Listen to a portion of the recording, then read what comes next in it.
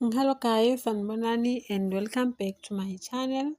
Guys, here's an update case ya Kopano Pleasure Molokwane.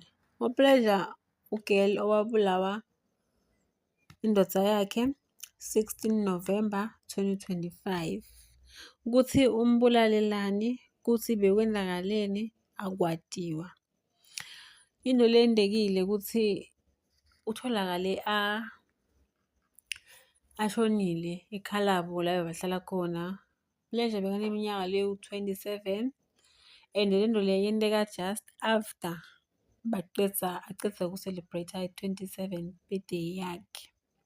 After aceda kumbulala ubone kukuhle yena ukuthi ahambe ayotiphosa edamini bese impilo yakhe naye iya njalo bese soyashona. Amaphoyisa aripotile ukuthi athole lo mtimba ulapha edamini and lokubuhlungu ukuthi bashiya emhlabeni indodakazi yabo, their daughter incane for lezinto letendakalako. So asathi ukuthi ube seyena sohluleka kumelana nalesi simo lasi-create-ile or utitshele ukuthi njalo-ke.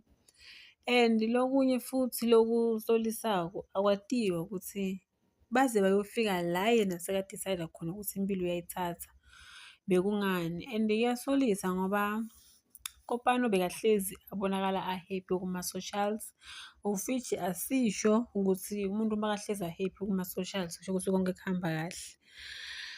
Guys, that's the only update lekhona ukuthi umsolelwa kule case naye uyithethe impilo yakhe. So kusho ukuthi from la to ngathi ukuthi i-justice yakhe iyoseveka kanjani, because we were hopeful ukuthi ekugcineni kwako konke after lokho kwendakalile kumele ayithole i-justice uKopano. Please like, comment and subscribe. Ngidonibona ku video elandelayo. Bye.